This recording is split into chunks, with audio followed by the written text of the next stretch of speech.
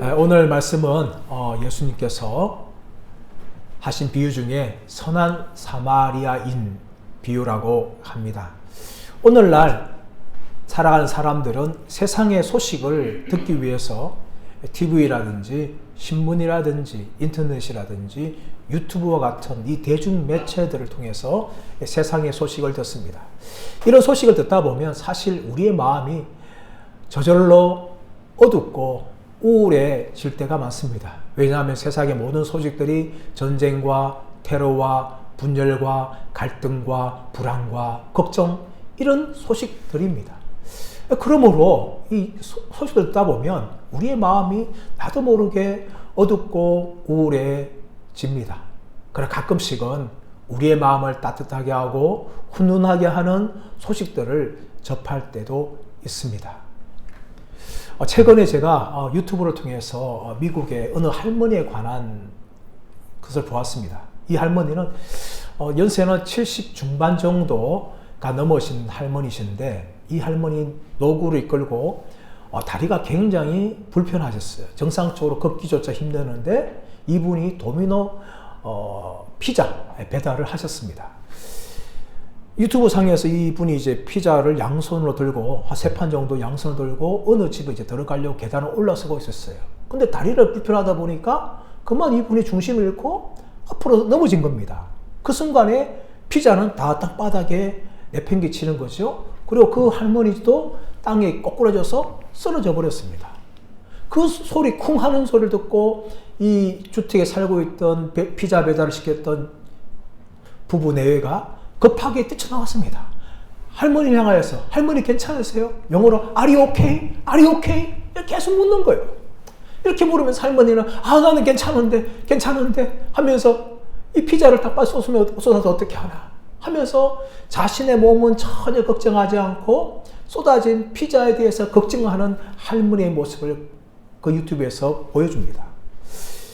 그래서 이 부부 내외가 그 할머니 너무나 불쌍한 거예요. 70 중반이 넘어서 몸도 불편하시고 다리도 절고 제대로 걷지 못하는 분이 생계를 위해서 피자 배달을 하고 있는 모습을 보면서 이분들이 어떻게 하면 이 할머니 더 이상 일하지 않게 도와줄 수 있을까 하는 고민을 했습니다. 그 고민하는 중에 미국 전역에 이 영상을 보내면서 이 할머니를 위해서 사랑의 기부를 해주세요. 그 광고를 한 거예요. 그 유튜브를 본 미국의 모든 사람들이 마음의 감동을 얻어서 어떤 사람은 조금 더 크게 작게 이렇게 기부금을 보내왔어요. 그 보내온 돈이 우리나라 한국 돈으로 3억 5천만이 넘었습니다. 그래서 그 부부 내외가 그 돈을 가지고 할머니에게 전달해서 할머니 이제 더 이상 일하지 마세요 하면서 이 사진을 찍은 그 모습을 보면서 그 피자 회사의 이게 임원들도 감사의 말을 그분들에게 전하는 그런 유튜브를 본 적이 있습니다. 우리는 가끔 이렇게 우리의 마음을 따뜻하고 훈훈하게 하는 소식을 접하기 때문에 아직까지 세상은 희망이 있구나 하는 생각을 가집니다. 우리나라 보십시오. 어려운 가운데 얼마나 이 선한 사마리아 같은 사람들이 많은지 모릅니다.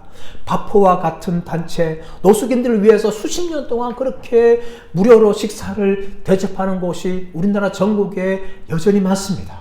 평생 동안 김밥을 팔았던 할머니 모았던 그 몇 억의 돈을 정말 자식에게 나눠주지 않고 아낌없이 대학이라든지 자선단체에 기부하고 죽으시는 분들이 얼마나 이게 소식이 들려옵니까? 또 겨울이 되게 되지만 동사무소 앞에 얼굴이 없는 천사들이 나타나서 쌀을 기부하고 돈을 기부하는 그런 소식들도 우리는 접합니다. 또한 튀르키예 지진 난 곳에 우리나라뿐만 아니라 전 세계에서 지진 구조단을 보내고 물자를 후원하는 모습도 보이고 우크라이나 전쟁에 이게 상대적으로 약한 우크라이나를 위해서 자원하여 또 싸우는 사람들도 있고 우리는 전 세계를 보더라도 여전히 선한 사마리아인 같은 사람들이 많은 것을 우리는 볼 수가 있습니다. 오늘 예수님께서 우리에게 이 선한 사마리아인 비유를 하셨는데 근데 여러분 이 비유의 초점은 우리가 단지 선한 사마리아인처럼 살라 라고 말하기 위해서 이 말씀을 하신 것이 아닙니다. 예수님의 의도는 그것과 달리 또 다른 데 있다는 것을 우리가 본문을 집중하여 보면 우리가 알 수가 있습니다. 우리 성경을 알기 위해서 오늘 성경의 그 부분에 집중하는 것이 아니라 이 성경의 문맥을 봐야 되는 것입니다. 오늘 읽었던 우리가 본문에 나오는 이 선한 사마 비유 앞에 우리가 읽었던 처음에 25절 말씀에 무엇이 등장합니까? 어떤 율법사가 예수님께 시험하기 위해서 나와서 선생님이여 우리가 무엇을 하여야 영생을 얻으리까? 이렇게 질문하는 내용이 나옵니다. 여러분, 이 율법사는 바리새파 사람입니다. 바리새파 사람들은 율법에 대해서 아주 공부를 많이 한 전문가였어요. 그런데 이 사람이 예수님께 질문한 의도는 결코 순수하지 않습니다. 25절에 무엇이라고 나옵니까? 예수님을 시험하여 이르되, 예수님을 시험하여서 예수님 어떻게 하면 올무로 잡아서 넘어뜨릴까, 공격할 수 있을까, 비난할 수 있을까 하기 위해서 예수님을 시험하기 위하여 선생님이여 우리가 무엇을 하여야 영생을 얻으리까? 라고 질문한 것입니다. 근데 여러분, 이 질문은요 참으로 옳고 합당한 질문입니다. 영생을 얻을 수 있을까? 얼마나 좋은 질문입니까? 마태복음 19장에서도 어떤 젊은 간원이 나와서 예수님께 이렇게 묻는 내용이 나오죠.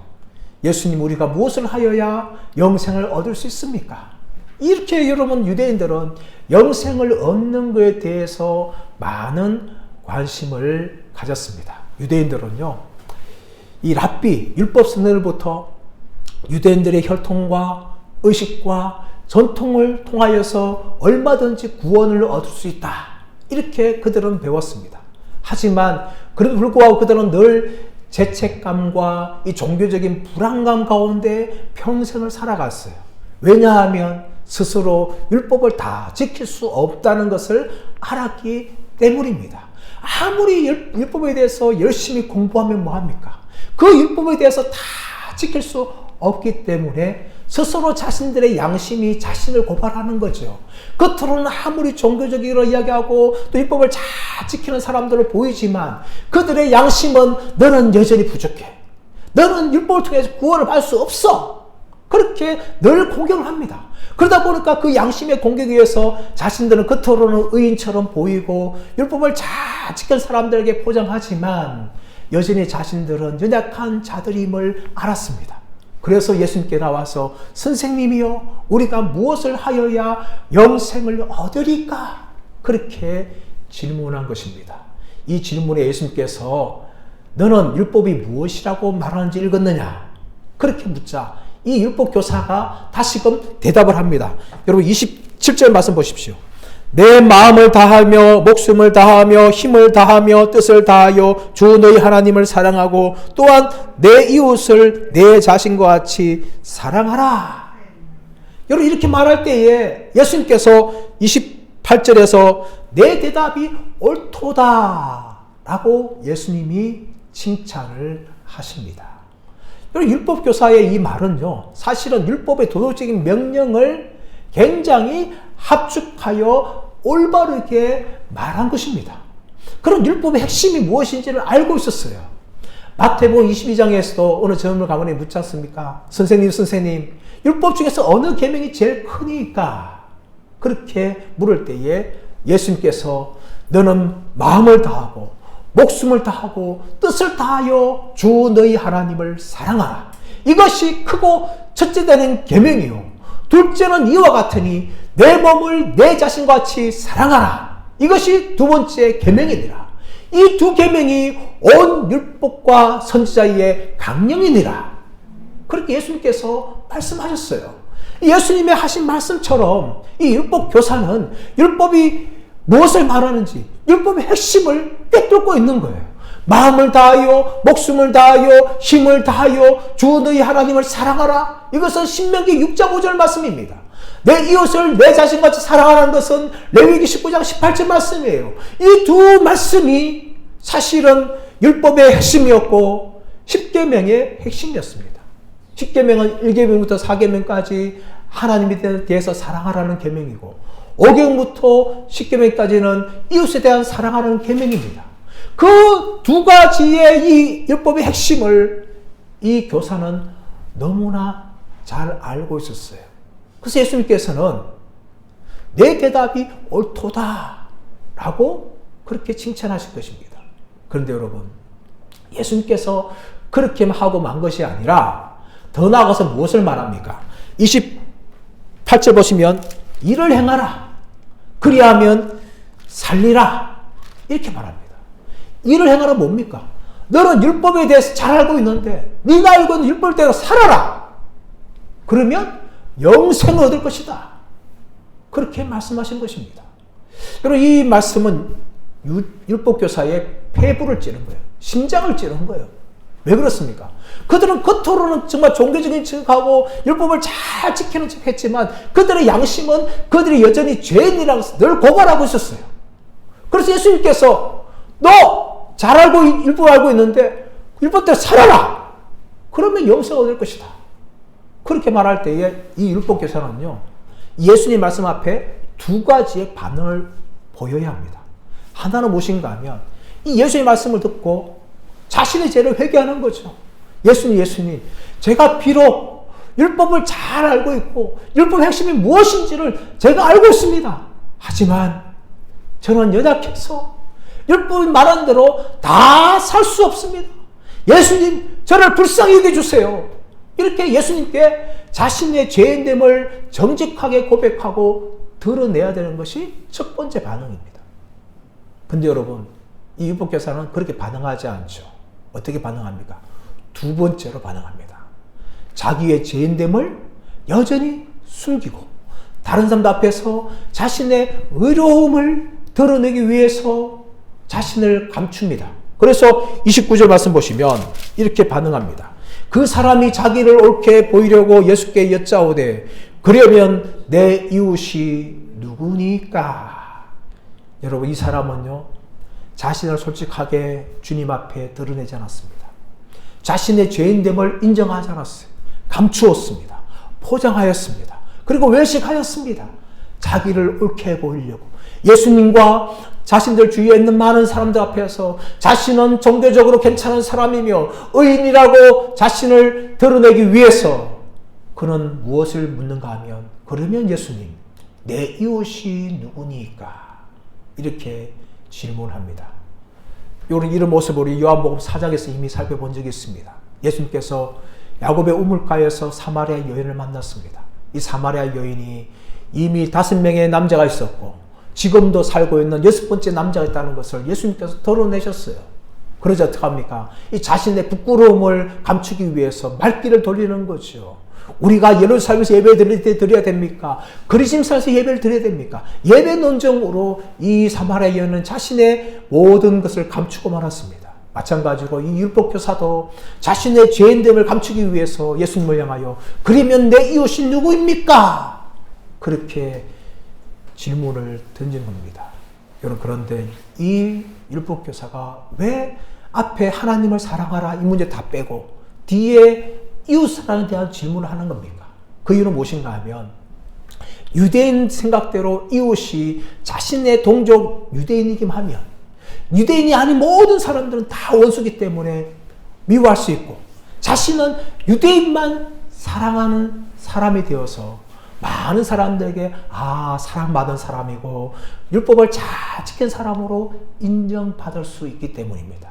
그것을 확인하기 위해서 내 이웃이 누굽니까? 예수님, 나는 내 이웃이 유대인이라 생각하는데 당신은 어떻게 생각합니까? 이렇게 예수님에게 질문을 던집니다. 여러분, 보통 유대인들은요, 자신의 동족 유대인들만 이웃이라 생각했습니다. 좀 넓게 이야기하면 그 유대인 중에서도 친구나 동료들이 이웃이고 자신과 함께 사업을 하는 사람들이 이웃이고 좀 더 넓히면 가난한 사람들도 이웃이고 나그네도 이웃이고 또 외국 사람이지만 이스라엘 땅에 살고 있는 그런 외국인들도 이웃으로 생각했어요. 그러나 여러분, 유대인들 이웃이 아닌 사람들이 있는데 그 사람들은 누군가 하면 사마리아인이었습니다. 사마리아인들을 원수로 생각했고 유대인들은 적대시하였어요. 그래서 예수님께서는 이 이웃이 누굽니까? 내 이웃이 누굽니까? 라고 묻고 있는 이 사람의 죄를 들으기 위해서 이 선한 사마리아인 비유를 한 겁니다. 예수님께 첫 번째 율법에 대해서 너 살아라. 그러면 네가 영생 얻을 것이다. 라고 말했을 때 율법교사가 자신을 감추고 인정하지 않고 또 자신을 옳게 보이려고 질문을 던졌지만 예수님이 계속해서 이 사람을 불쌍히 여기셔서 그를 외면하지 않고 이 사람의 죄인됨을 드러내기 위해서 이 선한 사마리아인 비유를 한 겁니다. 여러분, 이 비유가 어떻게 진행됩니까? 어떤 사람이 예루살렘에서 여리고로 그렇게 내려가던 중에 강도를 만났습니다. 강도가 이 사람을 만나서 때렸고 옷을 벗겼고 그리고 죽어가고 있는데 그냥 길가에 버려둔 채로 그렇게 강도들이 떠나고 말았습니다. 여러분, 예루살렘에서 여리고의 거리는 무려 27km입니다. 그런데 예루살렘은요, 해발 이게 750m예요. 반면에 여리고는 밑으로가 350m예요. 그래서 이 고도 차이가 무려 1000m입니다. 1000m인데 예루살렘은 산지, 이스라엘 산지, 중앙 산지의 높은 곳에 있고 그리고 여리고는 아주 구릉이 있었어요. 그러다 보니까 이 차이가 1000m인데 내려가는 게 굉장히 험하고 좁고 위험한 길입니다. 여리고에서는 예루살렘으로 동쪽에 서쪽으로 올라가야 했고 예루살렘에서 여리고는 서쪽에 동쪽으로 내려가야 됐어요. 근데 산비탈과 같은 그런 좁은 길을 걸어가야 했기 때문에 굉장히 힘든 길이었죠.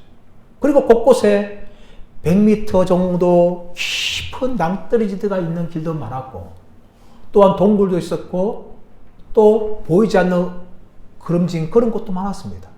그래서 이 예루살렘에서 여리고 가는 길은 굉장히 위험하였고 이 강도들이 숨어서 지나가는 여행객들을 얼마든지 공격하였고 그들에게 피해를 주었던 것입니다. 근데 왜 이 어떤 사람이 이렇게 험한 길을 가야 했는가 하면은 유대인들은 갈릴리로 가려면은 예루살렘에서 바로 사마리아를 통과해서 갈릴리로 올라가면 굉장히 빠른 길입니다. 직선거리죠. 그런데 이 사마리아인들은 원수처럼 여기니까 사마리아 땅으로 가지 않고 이 예루살렘에서 여리고로 내려가서 요단 강을 지나 동편으로 우회해서 그렇게 갈릴리로 간 거예요. 이 어떤 사람이 그렇게 가기 위해서 이 예루살렘에서 여리고로 내려가는 중에 강도를 만난 것입니다. 이런 일은 실제로 예수님께서 일어난 일을 이야기하는 것이 아니라 얼마든지 일어날 수 있는 일이고 항상 발생하는 것이에요, 여러분. 그래서 예수님께서 어떤 사람이라고 합니다. 이 사람은 유대인이었을 것이에요. 이 유대인이 길을 가다가 강도를 만났는데 거의 죽어가고 있었습니다. 만약에 절기 때라면 사람들이 많이 여리고에서 예루살렘 올라가니까 쉽게 발견해가지고 이 사람을 구할 수가 있었습니다. 하지만 절기 때가 아니고 무더운 여름이라든지 추운 겨울 때는 사람들이 거의 지나가지 않아요. 그래서 이 사람이 만약에 길가에 버려졌다면은 그냥 죽어야 됩니다. 죽을 수밖에 없어요, 여러분. 다행히 31절 말씀 보시면 누가 지나갑니까? 제사장 한 명이 그 길을 지나갔습니다. 그리고 보았습니다. 이 이야기를 들을 때 얼마나 희망적일까요? 이 제사장이 이 사람을 구해줄 거야.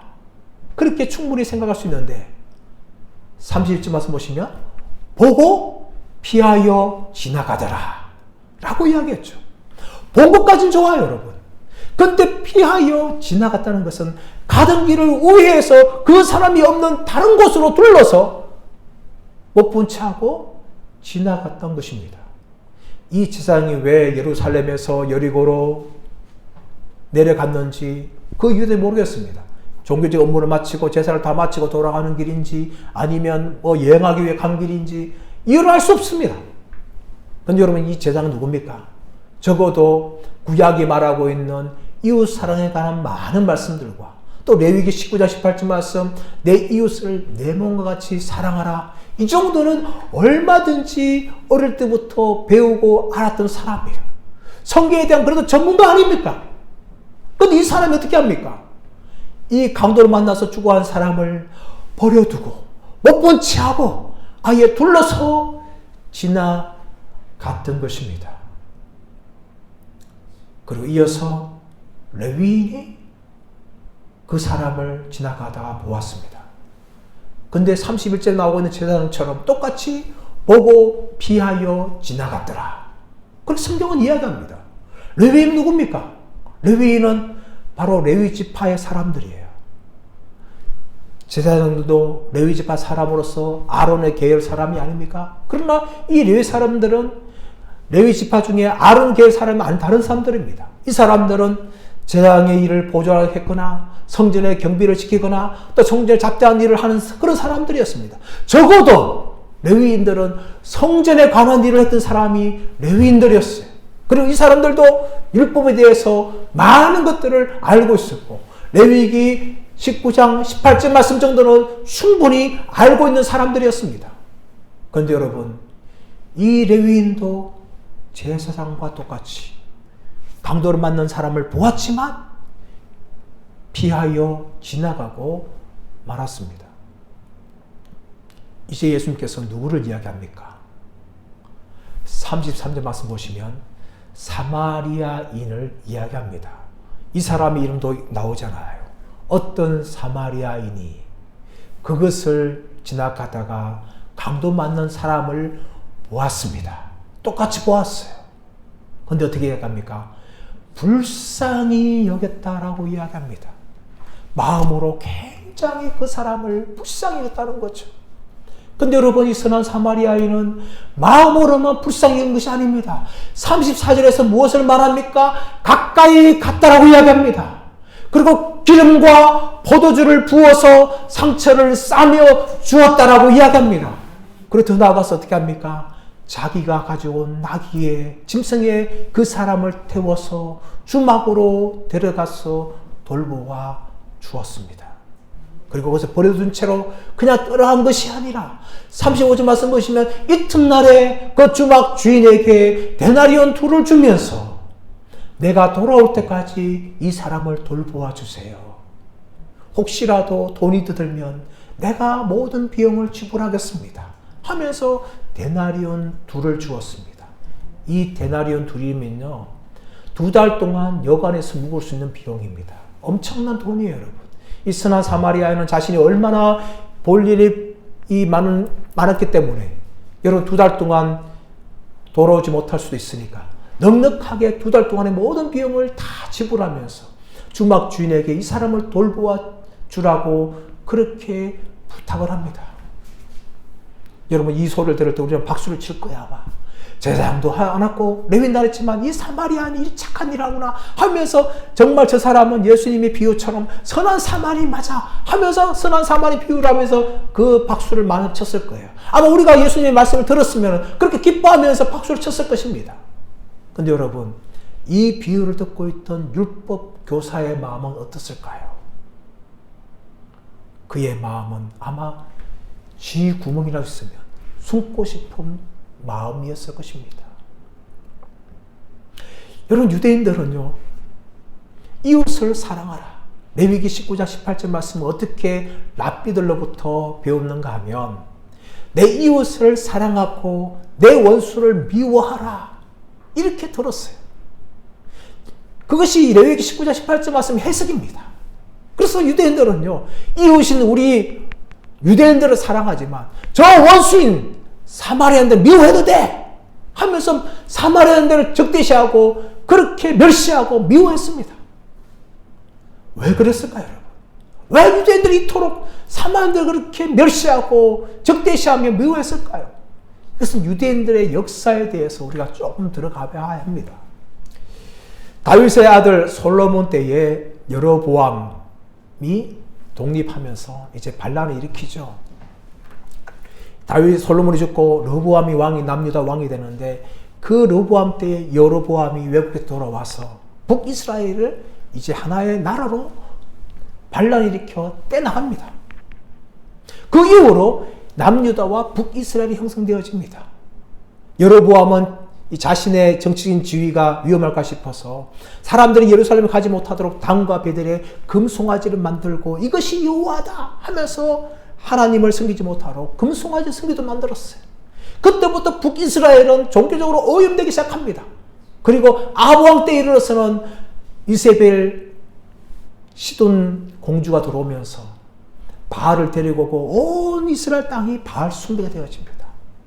이에 반해서 남유다는 여호와 하나님의 신앙을 그래도 계속해서 이어갑니다. 세월이 흘러서 북이스라엘은 주전 722년에 아수르에서 멸망당하는데 이 아수르 나라가 어떤 정책을 취하는가 하면 북이스라엘 땅에 살고 있는 똑똑한 사람들 다 잡아가고 다른 외국의 정말 잡다한 민족을 다 불러내서 남아있는 이스라엘 민족과 혼합시켜버립니다. 그래서 이스라엘 피가 오염되는 거죠. 잡종이 되는 겁니다. 혼혈돼 버리는 거예요. 더 나아가서 이 민족들이 들어오면서 자신들의 우상들을 가지고 들어옵니다. 온 우상으로 북이스라엘이 더럽혀집니다. 그것을 본 남유다 사람들은 저 사람들은 순수한 유대인 사람들이 아니야. 저 사람들은 혼혈민족이야. 그리고 그들의 종교는 여호와 하나님의 신앙이 아니라 우상 종교야 하면서 그들을 멸시하기 시작했어요. 이어서 남유다도 바벨론에서 멸망을 당합니다.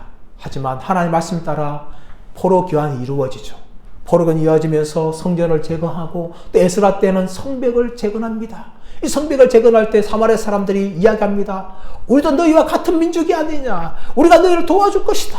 그때의 유대인들 어떻게 반응합니까? 너희가 어떻게 우리와 같은 민족이냐. 너희는 순수한 유대인들이 아니다. 너희들은 혼혈민족이다. 하면서 그들을 배척합니다.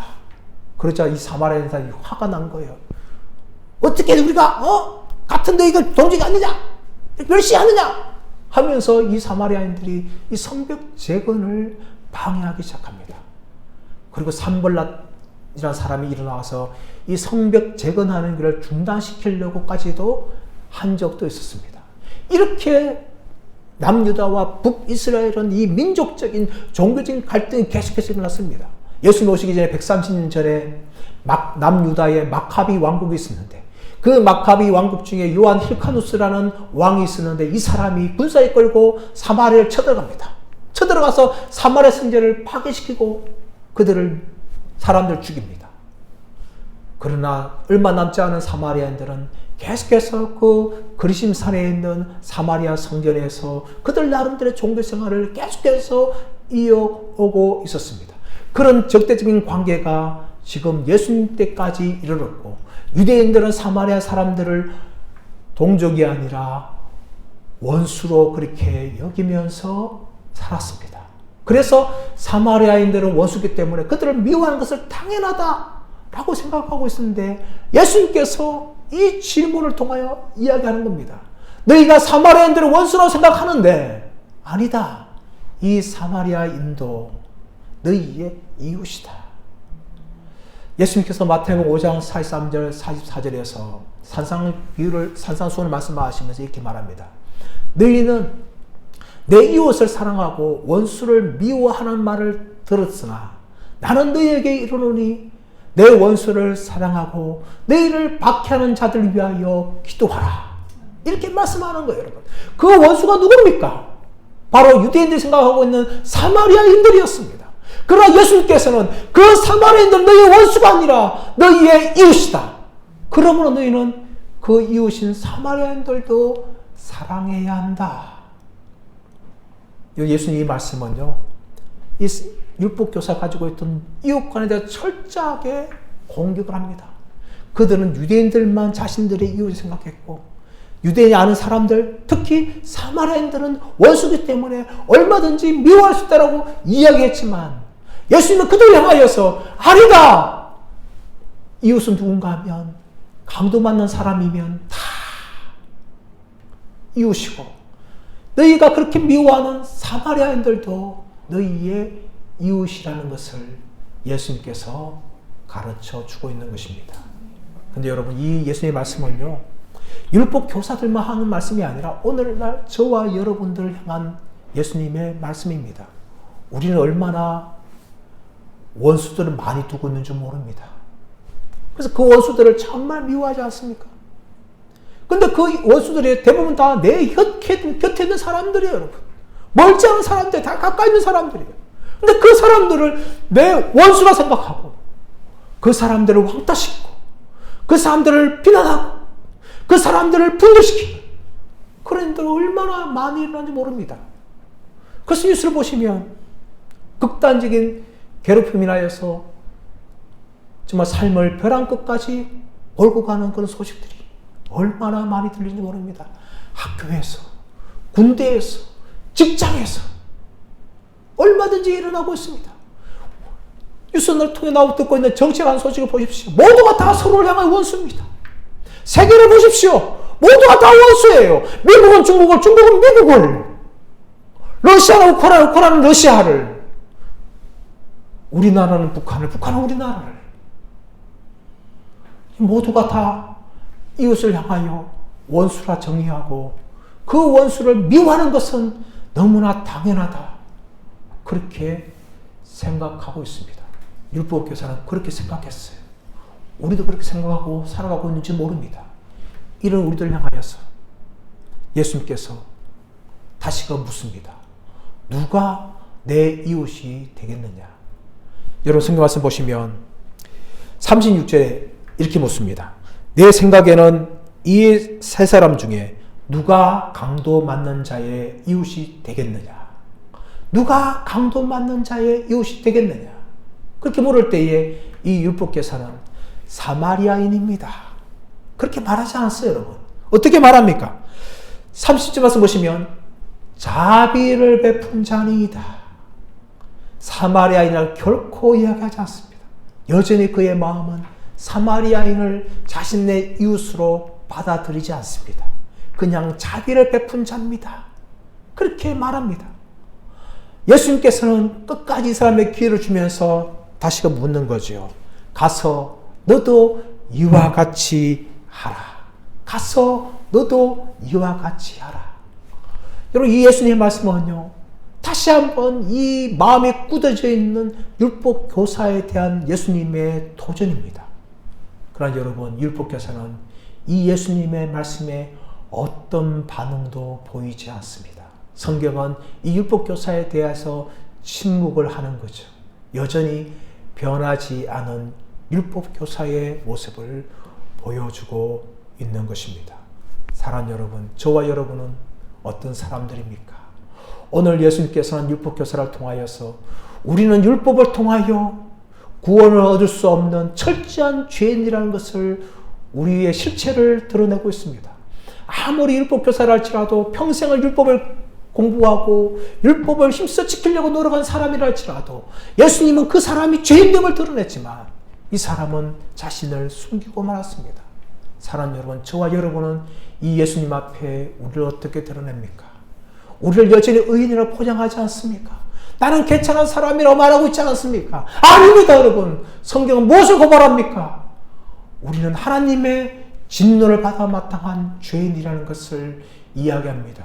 그러므로 십자가 외에는 구원의 길이 없다는 것을 우리에게 보여주셨고 예수님께서 친히 그 하나님의 사랑을 십자가 위에서 죽으심으로 우리에게 은혜의 통로의 문을 열어주셨습니다. 그러므로 우리가 해야 할 길은 무엇입니까? 하나님, 나는 예수님 없으면 어쩔 수 없는 죄인입니다 라고 고백하면서 예수님을 나의 구주로 영접하고 나의 죄인됨을 고백하는 것입니다. 그리고 그 사랑을 받은 사람으로서 예수의 사랑을 나도 받았기 때문에 나도 내 이웃에게 그 이웃이 원수랄지라도 원수를 사랑하는 마음을 가지고 그들을 향하여 예수님의 사랑을 베풀고 전하는 저와 여러분 모두가 되시기를 예수님의 이름으로 축원합니다.